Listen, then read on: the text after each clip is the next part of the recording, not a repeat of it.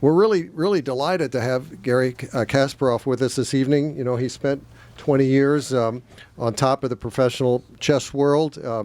And then a decade ago, he retired from professional chess to devote his time to politics and to writing. After having achieved everything he had wanted to achieve on the chessboard, he was increasingly worried about the direction of Russia under Vladimir Putin and has been making his concerns known ever since. Garry has a record as an activist going back to the 1980s when he rebelled against Soviet sports authorities as a chess champion and gave interviews to Western publications about the inequities of the communist system. Those actions often got him into trouble with authorities even back then. As a leader of the pro-democracy movement in Russia over the past decade, Garry has engaged in a number of protest marches and demonstrations, and even briefly tried running for president of Russia in the 2008 campaign. He now chairs the Human Rights Foundation, a nonprofit organization based in New York that promotes human rights, especially in closed societies. In his previous book, How Life Imitates Chess, Garry wrote about his life, drawing on the lessons he learned as a grandmaster and offering strategic advice on decision-making.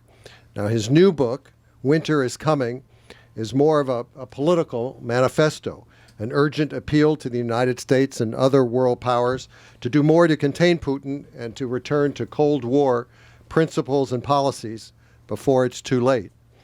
His deep concerns about Putin's nature and ambitions are familiar to anyone who's been following Garry's frequent commentaries. As he himself says in the book, he's been yelling warnings about Putin from every rooftop and op-ed page for years. But the book pulls together his arguments and lays out not just the dangers that Putin poses to Russia and to the rest of the world, but also, as Garry sees it, the failures of the United States and the West to do enough to thwart the Russian leader. Ladies and gentlemen, please join me in welcoming Garry Kasparov.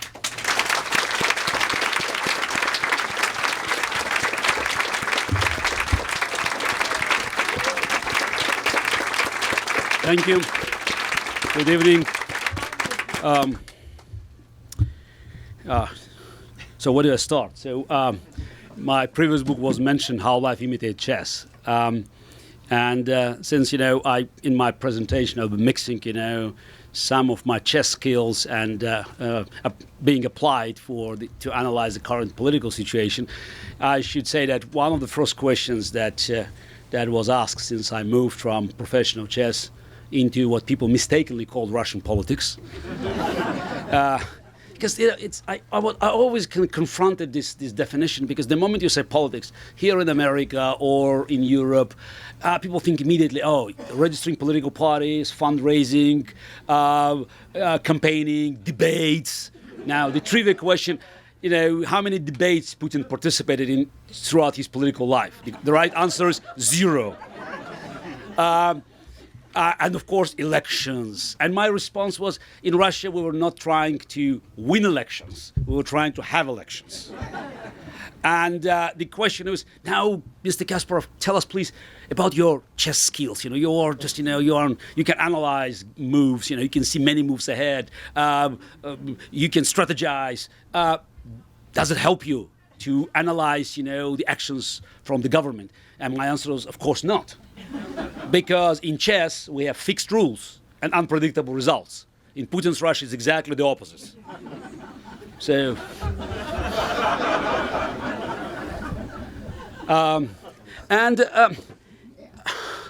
just a few words about, my background, because I was a chess player, the chess player. Some people say, yes. But as someone who grew up, was born, raised, and grew up in the former Soviet Union, in the communist country, so I could feel that chess was not just another game. It was something very important for the communist state, and I always called it a very powerful tool to prove the superiority of communist regime over the decadent West. For those who heard this phrase in the movie Pawn Sacrifice, I should tell you that it was not me who borrowed it. From the very beginning, I just realized that, to win the title, you have to follow certain rules, and you have to face challenges that could go way beyond the chessboard, because eventually I had to face Anatoly Karpov, the darling of the system, and I was, by definition, I was a rebel, half Armenian, half Jewish, from the city of Baku, the southern outpost of Russian Empire. Not the right person to to lead Soviet chess. Though I just followed the rules, and I'm not trying to pretend that I was a hero when I was young, because I wanted to be the world champion. That was a top priority on my agenda. So I was a member of the Komsomol, and then eventually the Communist Party in 1984. Followed the rules. It didn't help. So actually it helped, but if not for Gorbachev, so for Perestroika, and for big changes in 1985, probably I would be disqualified for one of the interviews you mentioned was for Der Spiegel. It's a German magazine where I first, expressed my disagreements with Soviet authorities. Recently I read the interview and I thought, wow, what a pathetic interview.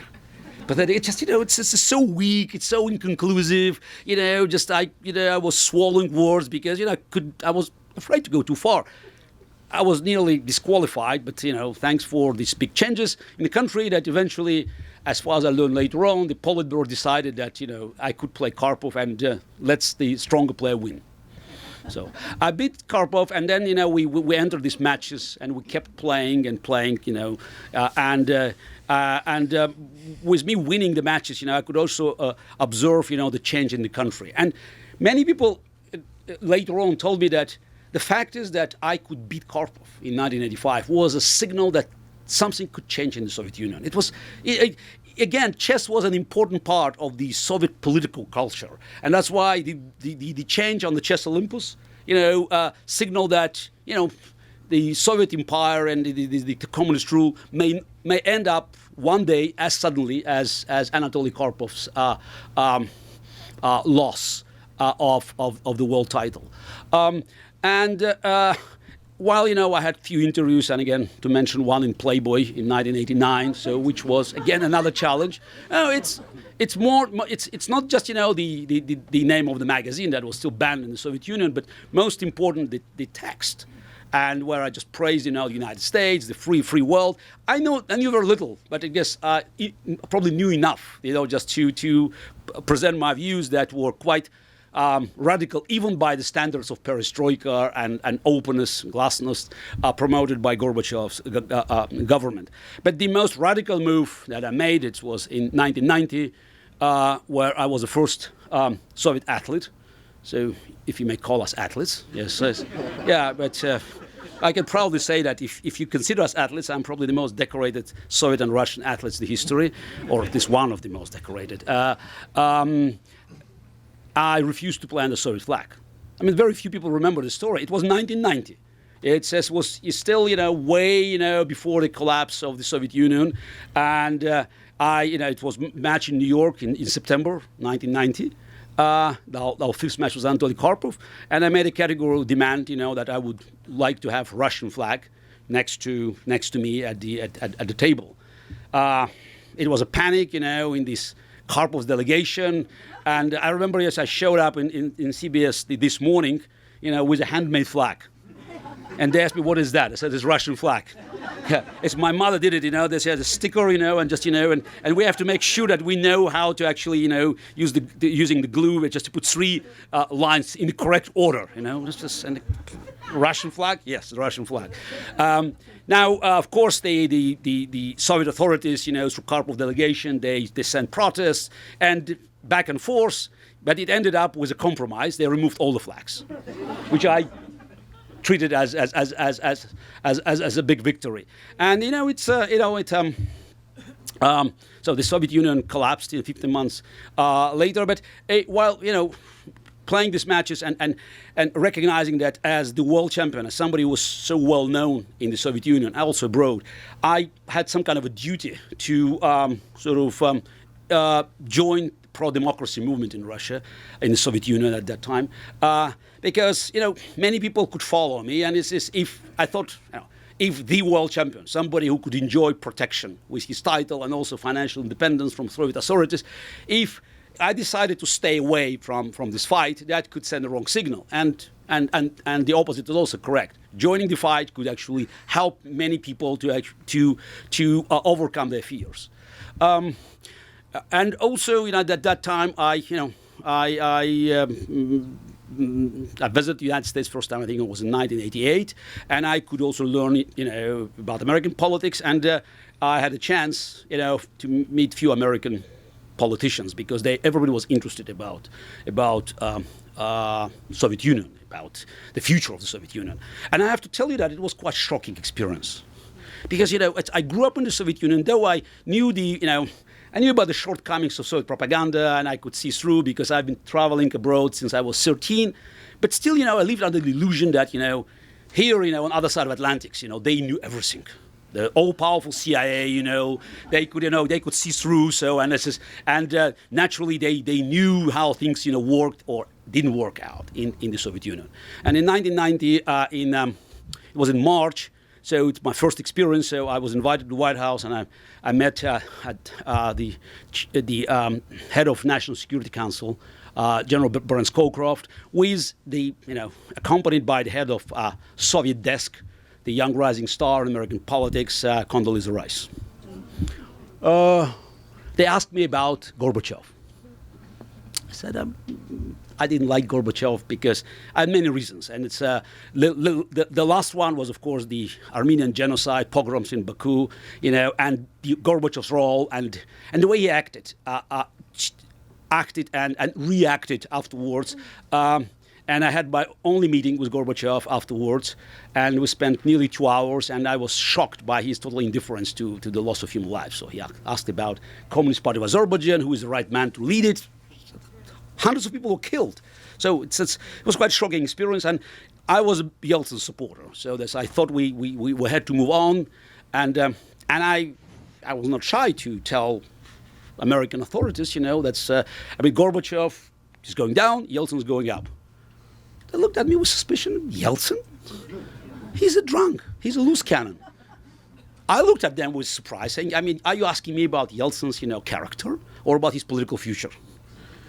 And they lost any interest because for them, my political comments demonstrated that I was totally out of touch with reality. So, and they kept, pushing the same agenda. And I remember that while visiting D.C., so in mid-November 1991, receiving another human rights award, I just found out that the same day there was a big celebration, a big reception here in D.C. Bush 41 and Jim Baker, the Secretary of State, received a newly appointed, actually reappointed Minister of Foreign Affairs of the Soviet Union, Edward Shevardnadze, who came back. Big event, and they kept talking about a new dawn in Soviet-American relations. 5 weeks before the collapse of the Soviet Union.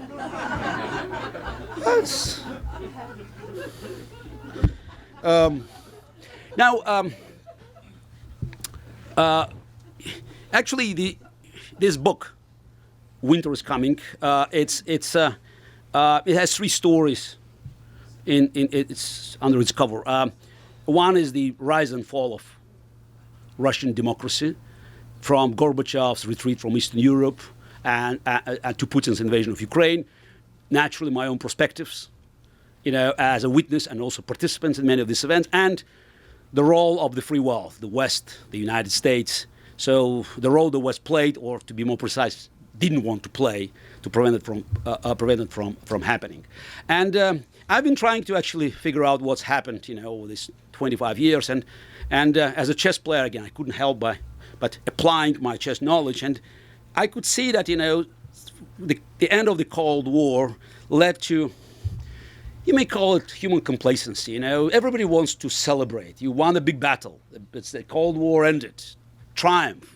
So let's enjoy life. And I was very, very pleased then when Francis Fukuyama agreed to actually give a blurb to the book, because somehow the book is a delayed debate with his concept in the best-selling book of 1992, The End of History, where he proclaimed that the liberal democracies have won and that's, the history ended.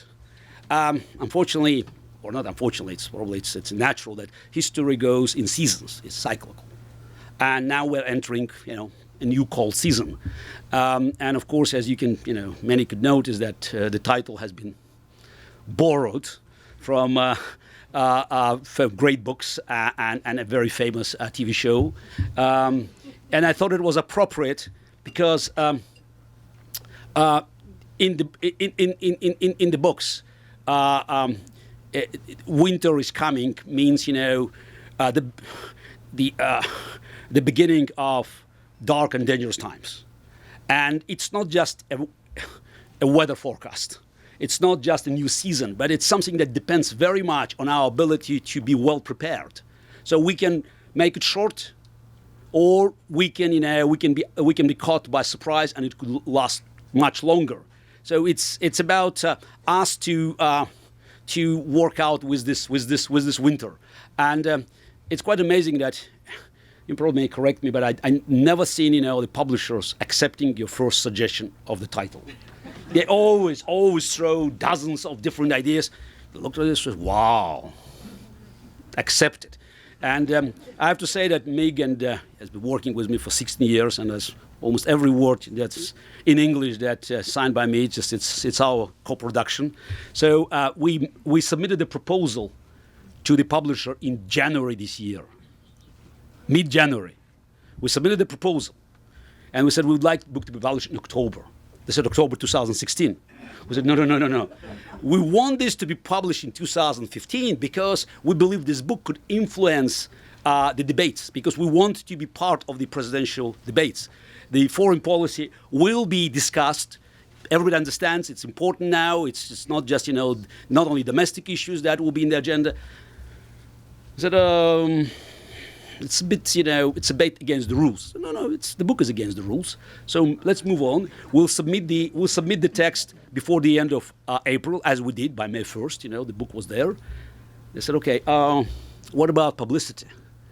It's complicated. I said, don't worry. It's a very dark humor, but you have the best publicist in the world. Vladimir Putin. I guarantee you, if I'm not wrong, and if all predictions in the book would materialize as it happened before, Russia and Putin's activities will be on the front page on a daily basis. Okay, so this is something that, that doesn't, it makes me feel proud, but doesn't make me feel happy. Because, I always say that, stop telling me that I was right and try to prove me wrong. I mean, just, can we have politicians that, could understand that it's a real threat? We all remember this as in the debates 4 years ago, Romney, Obama, and when Romney said, Russia is #1 geopolitical foe of the United States. And Obama trashed him, and Romney couldn't even defend this because for him it was a soundbite. It was not something that he could actually feel that it was a real threat. So, and I've been saying that, yes, Vladimir Putin was our problem for a time being. But he would become eventually the problem for former Soviet Union, for all neighboring countries, and eventually for everybody, because he is a leader, and eventually he will be a dictator, with nuclear arsenal, not a bucket of nuclear waste like a North Korean dictator, not with the half-prepared, half-cooked bomb in Iran.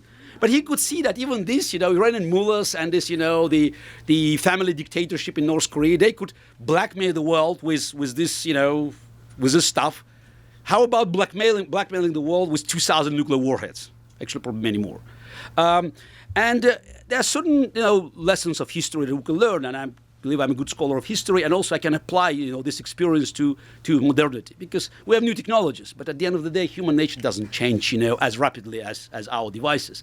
And reading, from history, we know that appeasement always killed more people than deterrence. Because what happens with a dictator, if he sees weakness, he moves on. It's, and it's not, the position, promoted by conservatives, neocons. You can just remember what was said by John Kennedy in his inaugural in 1961. So we dare not tempt our foes with weakness.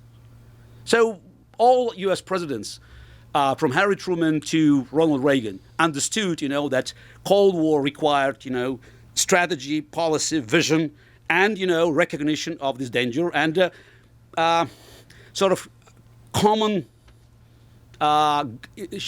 ground, probably disagreements within the range. But not, this is what happened after 1991, this pendulum swinging from one side to another. Clinton did little, Bush did too much, Obama has been doing nothing. So, and the pendulum it's what people could see from the outside. America lost its touch. America is not reliable anymore. There's no more credibility because, you can have new administration and things will change. So I wanted in the book, to promote, to bring back, the idea of bipartisanship. People could disagree on domestic issues, and I understand that. But the foreign policy should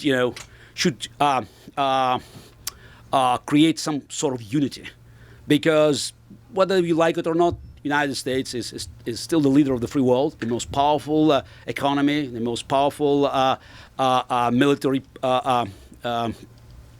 in the world.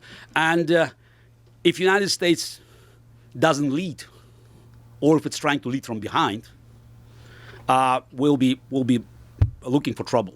And it's quite amazing that you have also at this moment you have bipartisan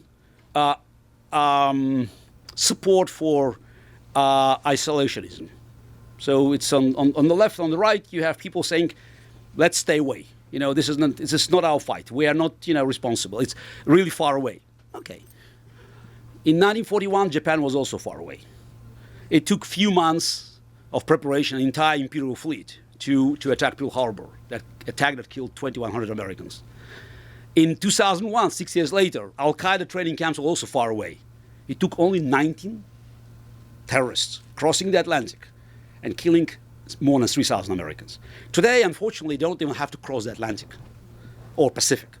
They can attack the United States, from a cellar. A bunch of hackers, could attack electric grids and definitely to create enough damage. And this is something that I wanted also to communicate. That we live in an era of globalization, and we believe that globalization is great. It's just which is true. Fantastic. We can spread out these all positive ideas. It helps us with trade, with finance, with business, with exchanging social, cultural ideas. But the problem is that these devices, they're agnostic. They're neither good nor bad. They can transmit good ideas, but they can transmit bad ideas. So, and if everything that we described is global, so the terrorism. And unfortunately, while they're defying the rules and just not following the rules, they could be much more effective than us because it's much easier to destroy than to build. And this is something that, it's just this book, it calls for us to understand that there are certain conflicts that are unavoidable. It's not that because we want them, but you can't, declare peace unilaterally if somebody else declared war on you. You can think that you're done with the war, but maybe the war is not done with you. And the problem is that when you look at Vladimir Putin, and I call him, the capo di tutti capi, the boss of bosses, you look at Iranian mullahs, you look at other dictators and thugs and stateless terrorists, they have no other claim for fame or for power than to attack the free world. And of course the United States, which is the biggest target. Otherwise, people will start asking questions. So what about social security? What about healthcare? They cannot compete with the free world on ideas, on innovation, on productivity. But they have one competitive advantage over us: the value of human life. For us, each life is unique. We don't want to sacrifice even one human being. They don't care about million lives, because for them, killing more people, makes them look stronger in the eyes of their followers, or subjects, or oppressed. Depends, what kind of political system they're using to govern their territories. And Vladimir Putin reached a point where he has no way back. He has burned all the bridges. And when I hear people say, he's so powerful, it's so dangerous to challenge him. I have a few objections, again, from the lessons of history that I learned. One is, he's there, And all we know that every day that we delay our powerful response, adequate response to his aggression, is pushing the price up. It's dangerous today. Tomorrow it will be more dangerous and costly. And day after tomorrow, the price could be unbearable, because he's getting more arrogant, and also we're losing ground. So we eventually have to engage in this fight, and it will be on his terms, because he will eventually cross all the red lines, as it happened in the 30s with another dictator.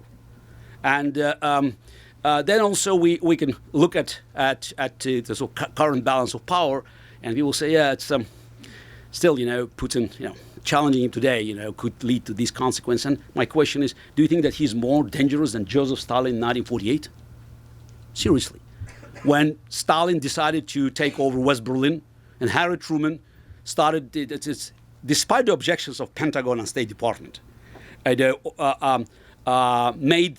this air bridge, bringing for 11 months everything that the citizens of West Berlin needed, and Stalin hasn't shot a single American plane. Why? Because every successful dictator, or to be precise, every dictator who stays in power for so long has animal instincts. He knows exactly where he can push or where he should back off. Stalin knew that Harry Truman was not a person to meddle with. Do you think that Putin is more dangerous today than Nikita Khrushchev in 1962, where Soviet missiles were just 90 miles from U.S. shores? And JFK, after showing weakness in the beginning, just dealing with Khrushchev, had to call his bluff in this nuclear brinkmanship. I mean, I don't think that Putin today is more dangerous and more powerful than the Soviet Politburo in the early 80s, when Reagan called it evil empire and decided, just to move on with his plans of the fantasy plans of Star Wars, that definitely had a very positive effect, in our country, because it scared off Soviet leaders, and they realized that Soviet Union was way behind technologically, and tried to sort of to open up. Now it is dangerous, but he will not go away. He could be even more dangerous, because he has nothing else to offer to the Russian public. The Putin's everything he does outside of Russia, whether it's in invasion of Ukraine, Crimea, then East Ukraine, whether his actions in Syria or other stops that are absolutely inevitable, it's all for domestic consumption, because dictator can't afford to show weakness. He must look invincible. He must radiate energy, with open chest, for instance. Yeah, and the best demonstration of Putin's mind, how he sees his role as this, invincible leader of a new Russia, someone who could, defy the powers of the free world, especially America and especially Obama in person. Nothing could be more telling than his trip to New York recently to the General Assembly of the United Nations. It was not about delivering a speech there. The Wall Street Journal asked me to write an editorial. I said, I didn't need to wait for Putin to deliver a speech. I can actually, I can give you a piece, before that, so just to publish instantly, because I said it's the problem is, it didn't matter what Putin would say there, because we know he will act anyway. Unfortunately, it didn't matter what Obama would say, because we knew he wouldn't act anyway. And then it says, well, why Putin is there? I said, because he needed picture with Obama. It sounds ridiculous, because people here are still trying to measure Putin, as a democratic leader. Okay, he shouldn't do that because it's not good for Russia. I mean, State Department is still teaching him what's good for Russia, what's bad for Russia. I mean, Putin believes he's Russia. So that's why the entire resource of the state will be thrown for him to stay in power as long as he can cling to that. And this picture was important because, you remember what's this reluctant handshake? I bet you he spent hours in front of the mirror practicing that. It's important because, the image on Russian television, and you remember this, one picture was 1,000 words. Putin had both picture and plus 1,000 words to explain that Vladimir Putin had to travel to New York, okay, United Nations, where else, because it's there in America, into the belly of the beast. He met Obama. He reluctantly shook his hand, and the next day, Russian planes bombed American-backed rebels in Syria. So tell me who's calling the shots. So even if you have an ordinary Russian just watching this, what could they expect? Putin is so powerful, and the whole propaganda is so different now. I don't have time or energy to follow that. My mother, she's 78, she still lives in Moscow. She was born, as you can calculate, under Stalin. She saw and heard everything, and she keeps telling me that it's so amazing, because even the Soviet propaganda we could see through, but it contains some elements of the bright future. Communist brotherhood. We have to make sacrifices, but eventually we'll reach this. This is the utopia. Putin's propaganda is nothing positive. It's all about. It's like a cult of death. It's all poisonous. It's all about war. It's about enemies. Russia is surrounded by endless enemies, and Vladimir Putin is the white knight who can protect our country against all these threats. And he's quite good in creating enemies, because he reached a point where he has to create enemies, and he will not stop creating enemies. And that's why again it's a warning. But I always say, please, don't kill a weatherman. Yeah, I'm here just to give an accurate weather forecast. But the good news is, just to end on a positive note, is that it's the first time in probably history of human race that free world has an overwhelming economic, political, and military advantage. And while it's dangerous to challenge Putin, it's dangerous to challenge all these thugs and terrorists. I'm not telling you it's an easy walk, but we simply have no choice. And the good thing is we know how to learn from our history. We have enough, material to apply for current situation, and to come up with a strategy. This is the fundamental advantage of democracies over dictators. Using the chess metaphor, and just after wrapping off my presentation, dictators are very good in doing tactical moves, with very sharp moves, throwing the pieces, just creating positions where each mistake could lead to a disaster, because they can react very quickly. They don't have to, just to ask parliament for approval or expecting criticism from the press, from the public, while democracies have a huge advantage of lasting institutions. We can rely on the policies that could be continuous, no matter who governs the country. So these parties can in power could change, but the policy could stay its course. So hopefully, these coming debates, presidential debates, will help America to recreate this bipartisan foreign policy that I believe eventually will rally Europe behind it, and will help us to reach a safe destination, and to make sure that this winter, new geopolitical winter, is not too long, is not too cold, is not too deadly, and we'll see the spring rather sooner than later. Thank you.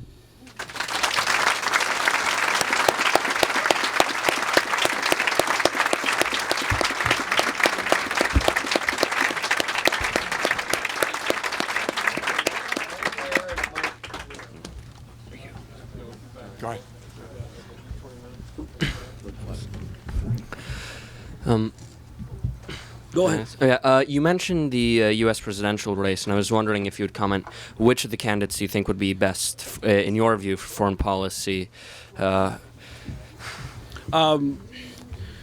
It's from what I saw right now. So I would let's be very specific. We're talking about foreign policy. So yes, I'm not here to discuss domestic issues. I think the best candidate, in my view, is Marco Rubio. And the main reason is he has Cuban roots, and he says something. You remember what I said about Romney? It's not about saying, this is dictatorship, this is KGB. It's about understanding it. I think it's in the blood of somebody whose parents came from Cuba. And so far, I liked what he said, and I believe there's the power of conviction behind that. So, but it's specifically about foreign policy. So I'm not going to make any other comments about other candidates, though I have my strong opinion about some of them. Oh, okay. Yes. How did Putin obtain his great wealth, his financial wealth? The fact is, Putin's financial wealth is one side is immense. I believe he is by far the richest man in the history of human race. He probably can move around something like $1 trillion, 1,000 billions. So this is, we could look at Russian hard currency reserves, Russian budget, and the numerous oligarchs' fortunes. But all this money, he controls them as long as he stays in power. So that's why it's some kind of a golden cage. So he's there, but if he loses power, it all goes out. So his last chance to leave Russian power space, Kremlin, was probably 2007. At that time, actually, I thought that he had this chance, and if he thought about exit strategy, he could probably, release Khodorkovsky, pay whatever, was required to compensate for Yukos losses, because at that time oil jumped to $145 a barrel, and he could buy any international position. For instance, International Olympic Committee. We know that most of these organizations are for sale, and Putin definitely had resources to buy them. But he decided to stay. And by the way, I think that was a very important moment that was totally overlooked by America and Europe. It was not about Putin staying as a prime minister. It was clear that he stayed in power, because picking up Medvedev, people still remember the name? Yeah, it's, again, we have to give them credit. It was, a genius move. He proved to be a great, KGB operative, a great poker player, reading the face, because to trust someone with Russian presidents, it's as we say in Russia, is a chair that gives you enormous power. So for 4 years, and to stay behind, knowing that the man who sits in this chair could fire Putin with one stroke of his pen, he knew who Medvedev was. Because even if Medvedev had these tiny ambitions, and you multiply them by the sort of enormous power of the chair, it could be a coup. Because even small number multiplied by a million, could be a big one. The problem is, no matter how big is a number, if it's multiplied by 0, it always ends up with 0. And Putin was, it was excellent plan. It was a, cover operation. Most amazing thing that it was bought by America and Europe, believing that Medvedev was real, and for nearly 4 years on both sides of the Atlantic, they have been looking for ways to boost Medvedev's confidence, and expecting that he would challenge Putin. Good luck. A couple of quick points, and my suggestion is we should be less interested in bipartisanship in the old-fashioned Reagan victory, where he said the Soviet Union, we win and you lose. Rolling back to one minor point, when Stalin did the Berlin airlift, that was 2 years before they ended up with the bomb. Curtis LeMay let the Russians know that if they shot down a single plane or interfered with that airlift, they would provide nuclear weapons to go after the Russians in Moscow. And again, my only suggestion is, if you look around now, the chaos in the Middle East, the chaos in Ukraine, the chaos in Georgia, and the Russian agents already are in Estonia, this is a more dangerous time. And we're bought a little bit of, maybe I can see some aspects of the winter, where with $50 oil, enormous drains on the Russian oligarchs and having to refinance. I would like you to talk more about the near-term cash problems that the Russians are facing. Thank you. I think it was just, it's to be very precise, the end of the Berlin crisis was exactly at the months when Soviet Union tested nuclear bomb, 1949. Just to be very precise, 1949, the crisis ended in May, and in June, Soviet Union tested nukes. So, it was a big surprise for America, and I buy your, point that Stalin didn't have nukes, Khrushchev did in 1962. And Soviet Union did in the 80s. And let's not forget that America fought a war in Korea. It's almost forgotten war that's, if you look at results, saved 45 million Koreans from Gulag and helped them to build one of the most successful economies and flourishing democracies in the world. Recently, I was in Seoul as a chairman of Human Rights Foundation. We are working with North Korean defectors, and I was at DMZ, the demilitarized zone. We helping North Korean defectors to send the balloons, across the DMZ with the leaflets, they blow up. And it's an amazing, when you stay there, you understand, the difference of the two worlds. You have South Korea with all the lights, and on North, it's all darkness. So literally darkness. So that's why, the policy of active engagement, that is more likely it's not neocon, but it's actually Truman Doctrine, supported by many U.S. presidents after him. I think it's something that's actually built America's reputation in the world. And speaking about the current, threats, and I don't think that it's with oil 50, Putin would attack Estonia, because it's NATO border, and it's Cold War was very much about, it's about psychology. So it's not, Russian American troops never, never fought at the battleground. A couple of months ago, why did he capture? No, but it's capturing. No, KGB-like operations is a different story. Let's not forget, Putin is a KGB man. So he always tries to avoid, use of massive force if he has other means of achieving his goals. But crossing NATO borders, I think it's yet premature by his calculations, because maybe to his surprise, European allies, and when you follow the polls in European countries, especially in Germany, they actually agreed that NATO borders must be protected, which was quite a coup for Germany, where, for decades, people wanted to reduce the military spending. First time, the polls demonstrated that Germans supported the increase in military spending, and they believe that Estonia and Latvia must be protected as the German lands. I think Putin realized it, and also he saw American tanks. I think only 10 tanks, a couple of hundred soldiers from America and other NATO countries, but that's a very different proposition. Having few American tanks and few NATO soldiers, it's not the same as facing, 10,000 Ukrainian soldiers, because psychologically for Russian generals, it's a different. The landscape has changed quite dramatically.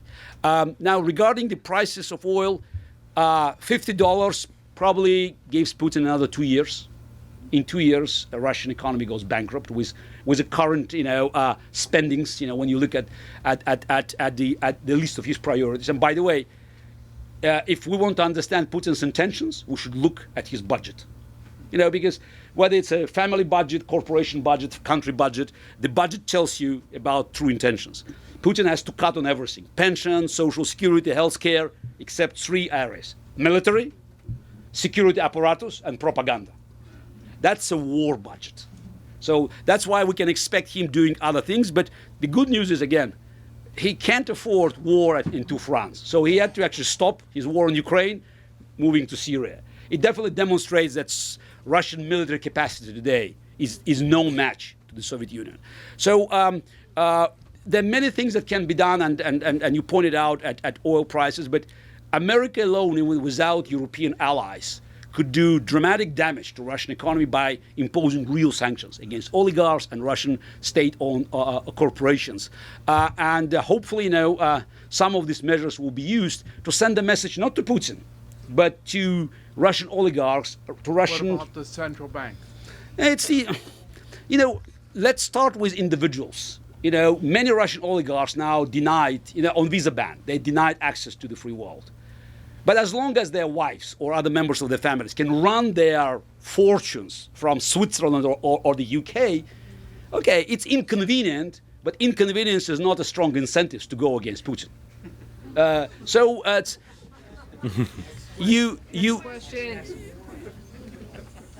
you have to create sort of a real problem for Russian oligarchs, for Russian bureaucracy, for Moscow middle class, to demonstrate that Putin is a dead end. So with Putin, they will never have any improvement. The life could get only worse, because right now Russian propaganda succeeded in convincing Russians, even most intelligent Russians, that those difficulties are temporary. Putin prevailed before, Putin will prevail again. The Western opposition is weak; they'll give up. Sanctions will not sustain, so they will be lifted soon. So people are expecting that life could go back to normal. And unfortunately, there are too many signs that Europe will not be able to renew sanctions, because the political situation has been changing quite dramatically, sort of against those politicians who, like Angela Merkel, I always call her the only politician in Europe, in modern Europe, with balls.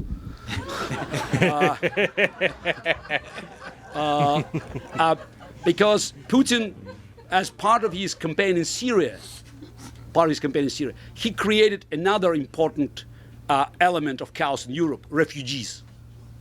There are hundreds of thousands of refugees fleeing Assad massacres and ISIS, rise, and most of them ended up in Europe. So more refugees in Europe, it's more tension and more power to nationalists.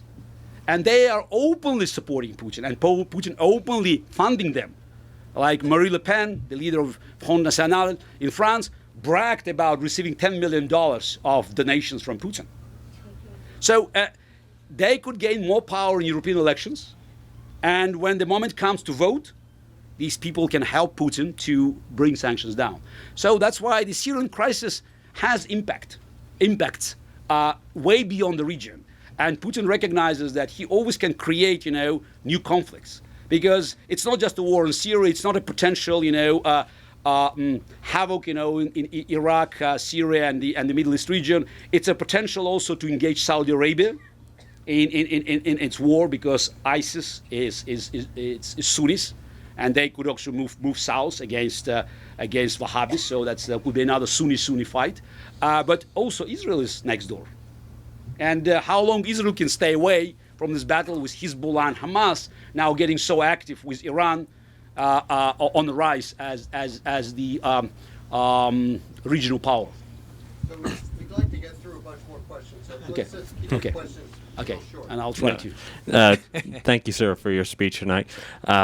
I'm going to guess there's probably someone from the Russian embassy here observing or taking notes somewhere in this crowd I tonight. keep repeating the same stuff all the time, so that's why they can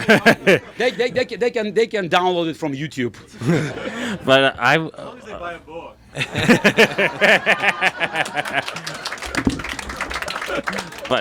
I was just wondering if to that person, whoever he or she may be in this crowd tonight, would you like to say a few words directly to them? Look, as for those who are serving the regime now, and some of them are just do it because it's their job. I wonder what they will do when the regime goes down, because it will. And Russian foreign ministry, as every other institutions, will be distributing news about crimes of the Putin's regime. It's happened before; it will happen again. And I wonder how these people will be promoting this new agenda with the same passion, saying, "Oh, we didn't know about it. Wow, Putin was corrupt. He killed people. Wow, KGB was behind the apartment bombings in Moscow. They burned, kids in Beslan alive. Wow, so this is horrible regime." So I wonder, but again, from history I know it will happen. And again, I could only feel sorry for them, but it's their job. Thank you. Other than the economic sanctions, what do you think the West, or particularly the United States, can do? You've alluded to a few things about this administration. I think they're very naive in dealing with Putin, and they seem to turn the other cheek. They've got their head in the sand. But what can they do? It's this game is about credibility. And it's easy to destroy credibility. If you say red line, that means you shoot anybody who crosses the red line. Mm-hmm. If you say red line and then move back, basically it forces you at the next iteration of the crisis to use force, even more force. So I said, that when you look at the Middle East, this is Putin is sending his military jets, Iran sending troops and ammunition, and Obama sends John Kerry. So he could talk him to death. Yes, no wonder who's calling the shots. In my view, again, it's the what's happened, under sort of Obama's watch, could be a great burden for the future administration, Democrats or Republicans, because restoring credibility is very difficult. Because the credible threat is something that could stop an aggressor if they believe you. It's, for instance, what's happened, in 30s in Europe. From, when you read the memoirs of many German politicians or generals, they could tell you that Hitler believed that nobody would defend Poland. If they didn't defend Czechoslovakia, what's the difference? In his mind was, okay, big deal. I'm not attacking you. Why the Great Britain should be involved? I'm doing my little business so in eastern part of Europe. So this is the problem, that is every concession to dictator, to terrorists, makes them, embolden them, and at the next cycle of the crisis, you'll be forced to come up with much more powerful response that you could do by at early stage, where some words or some small actions could actually work out. For instance, I advocated in the beginning of the Crimean crisis for the United States, not even just sending weapons to Ukraine, of course don't even think about boots on the ground, but just to send an American warships to Odessa with a friendly visit. Just stay there. This is the gamemanship, You stay there, and the Russian admirals, they could see American flag there, and this is the crazy guy in Moscow could tell us to shoot them. You have to create nervousness among Russian generals, admirals, bureaucrats. So far, they're confident that Putin will prevail, will outplay Obama, Cameron, Merkel, because Merkel is really, she's like sandwiched between German business and the social democrats in the government who control foreign ministry. So if you read Russian press, and I'm not talking about propaganda, that's just like Rosbusiness Consulting, some publications for business. They're always talking about, the big great divide in Europe on sanctions, the problems in America. There are so many Americans that are advocating for looking for common ground. So it's just to give an example. 2 days ago, I was on BBC. I was in New York, in the studio in New York, talking to a BBC presenter in London, and here from DC, there was a former British ambassador in Russia, Tony Brenton. Former British ambassador. Actually, in 2006, he knew that Russia was not a democracy. He was quite a big supporter of our rallies. And, he just, he left his job, and he ended up in some consultancy work. I couldn't believe my ears, I was almost shouting, because he called Russia today a poorly functioning democracy. And when we poorly functioning democracy, it's on the record. So you can just go on BBC. It's a free thinking program. And when we reached the point when we talked about murder of Boris Nemtsov and Litvinenko, he of course said no, Boris Nemtsov was killed by some aliens. But when we talked about Litvinenko, he said regime, quote unquote, had good reasons of killing some people. It's hearing that and knowing that there are people even in this town, set aside Europe, that are still ready to exonerate Putin's crimes, definitely creates confusion in the minds of Russians. So how can we oppose Putin if half of the world is behind him and the rest half is too shy to actually challenge him the way it was done in the Cold War time? Thank you. Mr. Kasparov, I know you said that you don't like to go into our domestic policy, but yet our domestic policy has gotten into our foreign policy, and what I'm referring to is climate change. This administration has said that climate change is a national security issue. Your thoughts on that, of how they've sort of prioritized that? John Kerry has spoken about that today, as well as going into the Keystone Pipeline and so on and so forth. I'm not a great expert on that, but from what I can read, I don't believe that there's enough evidence to justify decisions to cut tens of thousands of jobs in America. That's my view. So again, I'm not to make these decisions.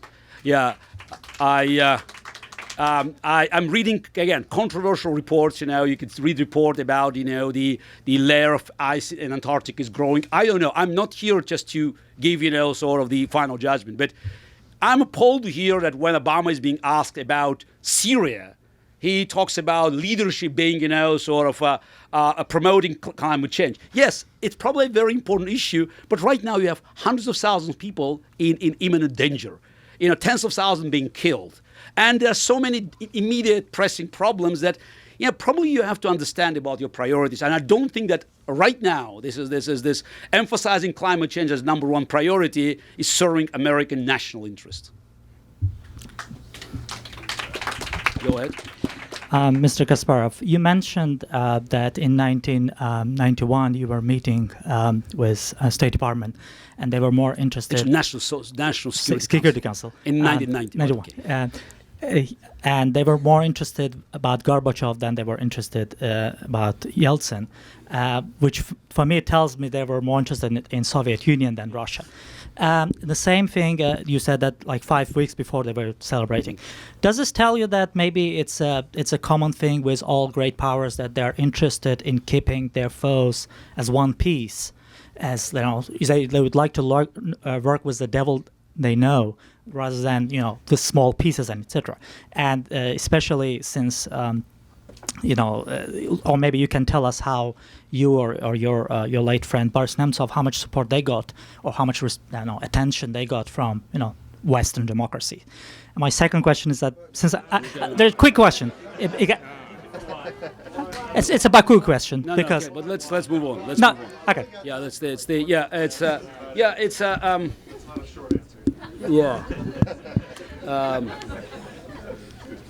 Yeah, it's not about Soviet Union. It's about the status quo.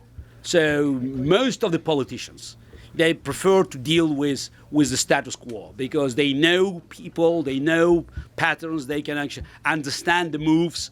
So something new, something radical, is a threat. Yes, that was the concept of Bush 41 administration. That's why he stopped short of destroying Saddam Hussein's army in 1991. And he is, by the way, proudly saying about it in his book. I'm not here to discuss the 2003 invasion. So it's the only reason I'm just, I can't call it a mistake because as somebody who was born and raised in a communist country, I cannot criticize the decision which led to the demise of a dictator. So it's very personal. So while I can understand as a chess player all the negative consequences, but still, my background, prevents me from being critical about any moves that could destroy dictatorship, and offering people a chance. They may blow it away, as it happened in Russia or in Iraq, but still giving them a chance. But in 1991, the situation was different. America was virtually all powerful. Destroying Saddam Hussein at that time could help to rebuild the region. Because we do understand that many of the borders in this region, they have been fixed after World War I, and they are quite artificial. And it's because you have Sunnis, Shias, and it's these states that have been created in early 20s. They, didn't reflect, these differences. As, by the way, many borders in Africa, they just, they were done, as a matter of convenience by the British and French colonial administration, simply straight lines, cutting tribes on both sides, which led to some genocide later on. So it's the,